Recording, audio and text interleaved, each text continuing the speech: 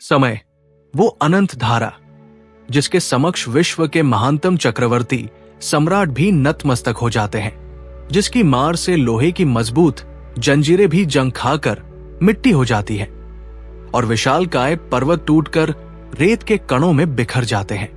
हम सभी इसी कालचक्र के अधीन हैं, है ना?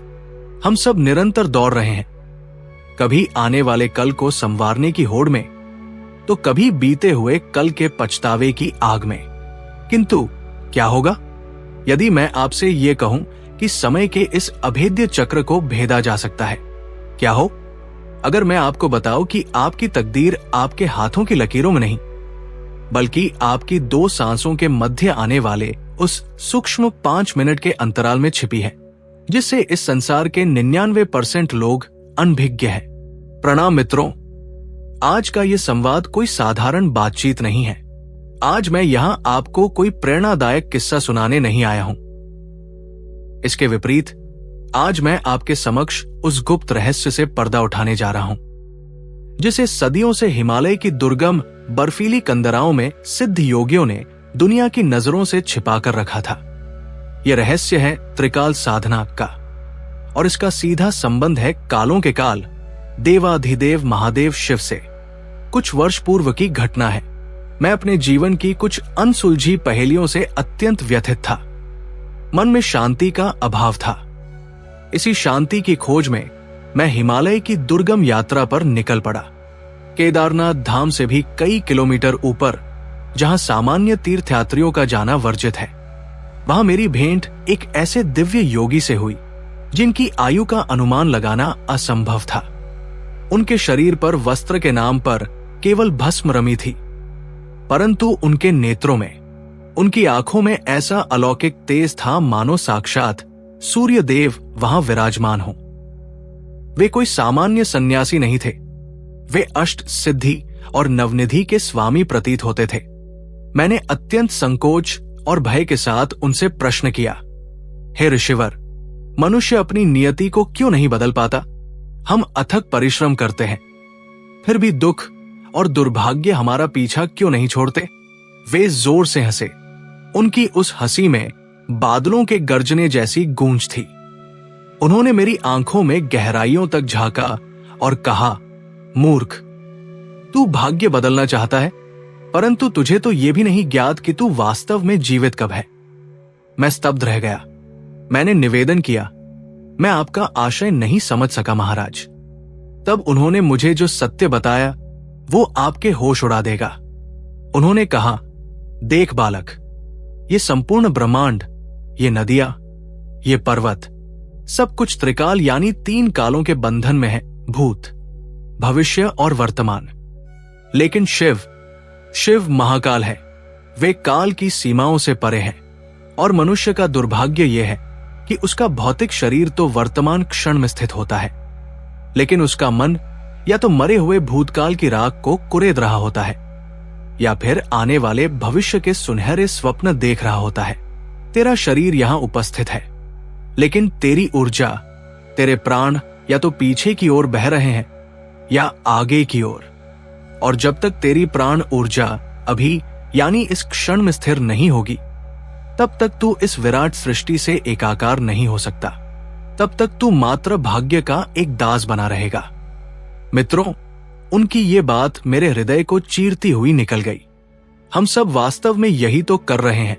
हम देवालय में बैठे होते हैं, किंतु हमारा मस्तिष्क दफ्तर की फाइलों में उलझा होता है। हम भोजन ग्रहण कर रहे होते हैं, लेकिन हमारा ध्यान मोबाइल की स्क्रीन पर होता है। हम त्रिकाल में विभाजित हैं। यही कारण है कि हमारी आंतरिक शक्ति, हमारी संकल्प शक्ति कार्य नहीं करती। योगी महाराज ने आगे समझाया, भाग्य पत्थर पर लिखी कोई लकीर नहीं है।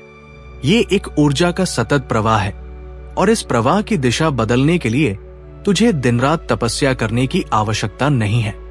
तुझे बस पूरे 24 घंटों में उन विशिष्ट 5 मिनटों को पकड़ना है, जब प्रकृति अपने रहस्यमयी द्वार खोलती है। यदि तूने उन 5 मिनटों में अपने प्राणों को साधना सीख लिया, तो तू अपनी नियति का रचयिता स्वयं बन सकता है।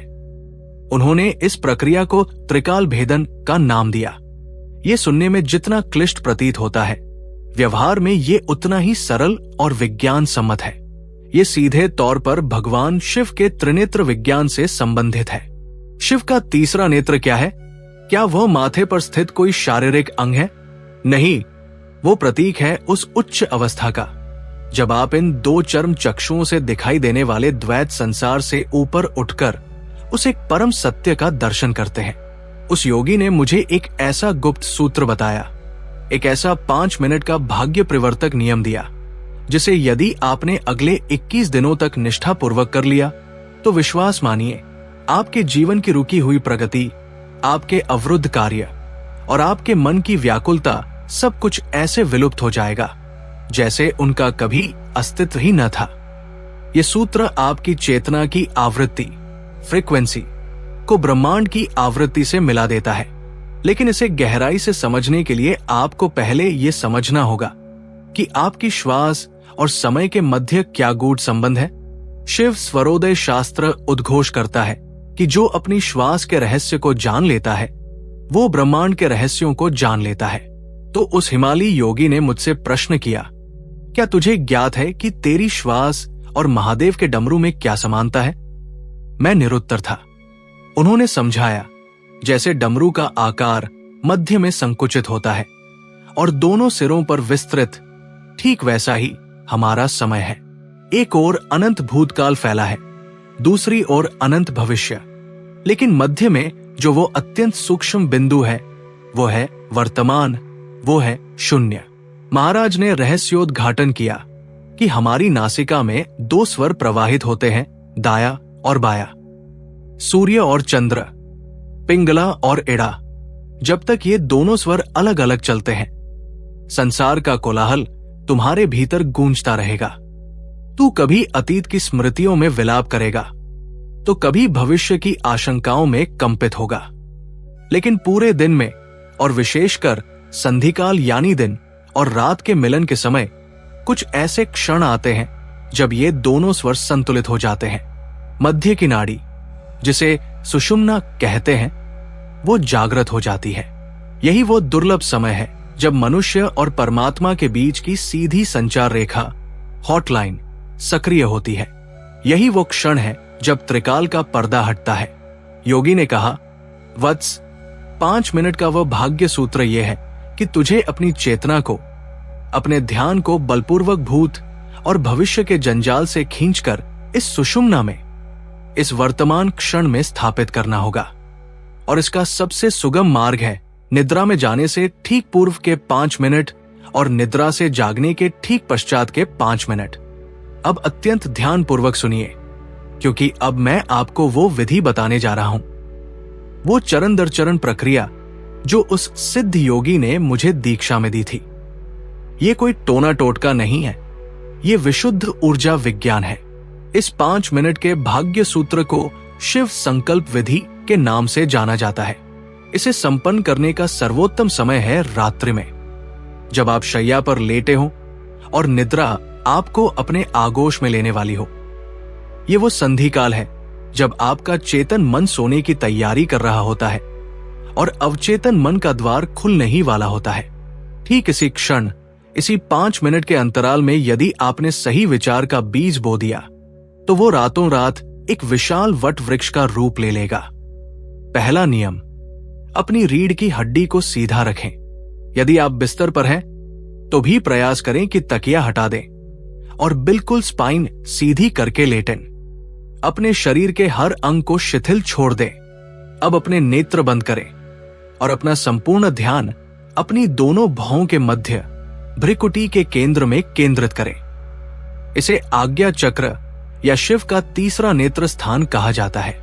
आपको यहां किसी प्रकाश को देखने का प्रयास नहीं करना है, बस अपनी एकाग्रता को यहां ठहराना है। दूसरा नियम, अब अपनी श्वासों का निरीक्षण करें। उसे नियंत्रित करने का प्रयास न करें, बस साक्षी भाव से देखें। अनुभव करें कि प्राण वायु भीतर आ रही है और बाहर जा रही है। अब मन ही मन सोहम का जाप आरंभ करें।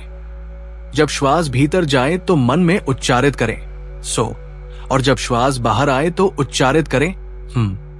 सोहम का अर्थ है वही मैं हूं। अर्थात मैं ही वो दिव्य ब्रह्मांडीय ऊर्जा हूं। ये मंत्र आपके मन में चल रहे विचारों के तूफान को शांत कर देगा। जैसे ही आप इसे 10 से 12 बार दोहराएंगे, आपको आभास होगा कि आपके हाथ पैर भारी हो रहे हैं, शरीर निद्रा में जा रहा है, किंतु आपकी चेतना जागृत हो रही है। ये वो अवस्था है जिसे योग निद्रा का आरंभ कहा जाता है। अब आता है इस क्रिया का सबसे महत्वपूर्ण भाग, तीसरा नियम, त्रिकाल त्याग। अब आपको एक मानसिक चित्रण, विजुअलाइजेशन करना है। कल्पना करें कि आपकी पीठ के पीछे गहरा काला धुआं है। यह आपका भूतकाल है, आपके समस्त दुख, आपकी सारी पराजय, आपके सारे मनमुटाव। एक गहरी श्वास लें और कल्पना करें कि आप उस काले धुएं को अपने शरीर से बाहर धकेल रहे हैं। अपने मन में संकल्प लें, मैं अपने भूतकाल को, जो मृत हो चुका है, अभी और इसी क्षण भस्म करता हूं। अनुभव करें कि वो भारी बोझ आपके कंधों से उतर गया है। अब कल्पना करें कि आपके सम्मुख एक घना कोहरा है, एक धुंध है। यह आपका भविष्य है, आपकी चिंताएं, आपका भय कि कल क्या होगा। अब दूसरी गहरी श्वास लें और मन में ये भाव लाएं, मैं इस भविष्य की समस्त चिंताओं को भी महाकाल के चरणों में समर्पित करता हूं। मैं भविष्य के बंधनों से मुक्त हूं। अब शेष क्या बचा? न पीछे का विषाद, न आगे का भय। अब शेष है तो केवल आप, एक शुद्ध प्रकाश पुंज, एक चैतन्य बिंदु। यही वो शून्य अवस्था है जहां आप काल की सीमाओं से बाहर निकल जाते हैं। आप त्रिकालातीत हो जाते हैं। इस शून्य अवस्था में आपकी आवृत्ति ब्रह्मांड की मूल आवृत्ति यानी शिव तत्व के साथ एकाकार हो जाती है। महाराज ने कहा था कि इस शून्य के पल में जब मन बिल्कुल रिक्त हो, तब आपको अपना भाग्य सूत्र स्थापित करना है। यह भाग्य सूत्र एक वाक्य होगा, एक ऐसा दृढ़ संकल्प जो आपको जीवन में चाहिए। लेकिन स्मरण रहे, इसे मांगना नहीं है, इसे ऐसे उच्चारित करना है जैसे वो सत्य घटित हो चुका है। उदाहरण के लिए, यदि आपको उत्तम स्वास्थ्य चाहिए तो ये न कहें कि हे ईश्वर मुझे स्वस्थ कर दो। नहीं, आप याचक नहीं हैं, आप शिव के अंश हैं। आपको उस शून्य अवस्था में पूर्ण अधिकार और विश्वास के साथ उद्घोष करना है, मैं पूर्णतः स्वस्थ हूं। शिव की दिव्य ऊर्जा मेरे रोम रोम में प्रवाहित हो रही है। यदि आपको सफलता की कामना है तो कहिए, सफलता मेरा सहज स्वभाव है। मैं जो भी कार्य करता हूं वो सिद्ध हो जाता है। इस वाक्य को केवल दोहराना नहीं है, इसे गहनता से अनुभव करना है। उस 5 मिनट के दौरान जब आप नींद की गहराइयों में उतर रहे हो, इस विचार को, इस भावना को बार बार दोहराएं। मानसिक रूप से देखें कि वो वस्तु या स्थिति अभी आपके पास है। ये जो 5 मिनट की प्रोग्रामिंग है, ये सीधे आपके अवचेतन मन, सबकॉन्शियस माइंड में प्रवेश कर जाएगी। और जानते हैं इसका परिणाम क्या होगा? जब आप सो जाएंगे तो अगले 6 से 7 घंटे आपका अवचेतन मन इसी एक विचार पर कार्य करेगा। पूरी रात ब्रह्मांडीय शक्तियां आपके उस संकल्प को यथार्थ बनाने के लिए ताना बाना बुनेंगी। प्रातः जब आप जागेंगे तो आप एक नई ऊर्जा के साथ उठेंगे। आपको आभास ही नहीं होगा कि आप वही पुराने व्यक्ति हैं। योगी महाराज ने मुझे एक चेतावनी भी दी थी। उन्होंने कहा था, सावधान रहना, इस संवेदनशील समय में यदि तूने भूल से भी अपने डर या संदेह को याद किया तो वो भी सत्य हो जाएगा। इसलिए ये 5 मिनट की साधना एक दोधारी तलवार के समान है। आपको अपने मन का प्रहरी बनना पड़ेगा। मित्रों, सुनने में यह प्रक्रिया बहुत सरल लग रही होगी, लेकिन इसे निरंतरता के साथ करना ही सबसे बड़ी तपस्या है। पहले दिन संभव है आपका मन भटकेगा, दूसरे दिन शायद आपको साधना से पहले ही नींद आ जाए, लेकिन पराजय स्वीकार मत करना। मैंने स्वयं इस नियम को 21 दिनों तक परीक्षित किया और मेरा अनुभव शब्दों की सीमा से परे है। जिन समस्याओं का समाधान मुझे वर्षों से नहीं मिल रहा था, वे अचानक ऐसे सुलझने लगी जैसे कोई अदृश्य शक्ति मेरा मार्गदर्शन कर रही हो। जो लोग मेरे विरोधी थे, उनका हृदय परिवर्तन हो गया। आर्थिक स्थितियां जो बिल्कुल अवरुद्ध थी, उनमें प्रवाह आ गया। ये सब बाहरी जगत में नहीं बदला, ये सब मेरे भीतर बदला। क्योंकि जब आप त्रिकाल से हटकर महाकाल की शरण में जाते हैं, यानी पूर्ण वर्तमान में स्थित होते हैं, तो आप परिस्थितियों के दास नहीं रहते, आप परिस्थितियों के स्वामी बन जाते हैं। आप सोच रहे होंगे कि मात्र 5 मिनट से क्या परिवर्तन होगा? तो स्मरण रखिए, एक विशाल जंगल को भस्म करने के लिए माचिस की एक छोटी सी तीली ही पर्याप्त होती है। ठीक वैसे ही आपके जीवन के जन्म जन्मांतर के कर्म बंधनों को काटने के लिए ये 5 मिनट की जागृत अवस्था पर्याप्त है। शिव महापुराण में भी उल्लेख है कि जो जीव साक्षी भाव में स्थित हो जाता है, उसे कोई ग्रह, कोई नक्षत्र, कोई कुदृष्टि बांध नहीं सकती। आप उस समय काल को धोखा दे देते हैं, आप ब्रह्मांडीय व्यवस्था को हैक कर लेते हैं। लेकिन इसमें एक गुप्त बात और है जो बहुत कम लोग बताते हैं। जब आप ये साधना आरंभ करेंगे तो हो सकता है कि शुरुआत में आपके जीवन में कुछ उथल पुथल मचे। संभव है कुछ पुराने रिश्ते टूटें या कुछ अनचाही घटनाएं हों। घबराना मत। योगी जी ने कहा था, जब भवन नया बनाना हो तो पुराने खंडहर को गिराना पड़ता है। वो उथल पुथल सफाई का संकेत है। शिव की ऊर्जा आपके जीवन से उस कूड़े करकट को बाहर फेंक रही है जो आपके नए भाग्य के मार्ग में बाधा बना हुआ है। उस कठिन समय में डटे रहना, ये विश्वास रखना कि मेरा हाथ स्वयं महाकाल ने थामा हुआ है। आज के युग में हम सब अपने अपने युद्ध लड़ रहे हैं, कोई व्याधियों से, कोई बेरोजगारी से, कोई रिश्तों की कड़वाहट से। लेकिन हम त्रुटि ये करते हैं कि हम युद्ध बाहर लड़ रहे हैं, जबकि असली खेल भीतर चल रहा है। ये 5 मिनट का सूत्र आपको भीतर से विजेता बनाता है। तो क्या आप तैयार हैं? क्या आप अगले 21 दिनों तक प्रतिदिन रात्रि में सोने से पूर्व अपने मोबाइल को दूर रखकर, दुनिया के प्रपंचों को भुलाकर सिर्फ अपने और अपने महादेव के साथ ये 5 मिनट बिताने के लिए तत्पर हैं? ये कोई चुनौती नहीं है, ये एक निमंत्रण है, एक बुलावा है उस परम चेतना का जो आपके भीतर सुप्त अवस्था में है। उसे जगाइए। याद रखिए, भाग्य माथे के पसीने से बनता है, ये सत्य है। लेकिन वो पसीना किस दिशा में बहाना है, ये आपकी चेतना तय करती है। बिना सही दिशा के परिश्रम करना वैसा ही है जैसे आप स्टेशन पर दौड़ तो रहे हैं, लेकिन गलत ट्रेन के पीछे। ये साधना आपको सही ट्रेन में बैठाती है। आज रात से ही इसका शुभारंभ करें। अपने बिस्तर पर लेटन सोहम का जाप करें। भूत और भविष्य को धुआं बनकर उड़ता हुआ देखें और उस गहरे शून्य में अपने स्वर्णिम भविष्य का बीज बो दें। और हां, एक बात विस्मृत न करें, जब परिणाम मिलने लगे, जब जीवन बदलने लगे, तो अहंकार मत करना। उस योगी ने अंत में मुझसे कहा था, जब तेरी झोली खुशियों से भर जाए तो उसे केवल अपने तक सीमित मत रखना, उसे बांटना।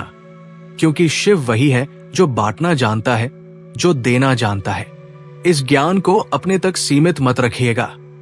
यदि आपको लगता है कि इस संवाद से, इस ज्ञान से किसी एक व्यक्ति का भी जीवन रूपांतरित हो सकता है, तो इसे साझा अवश्य करें।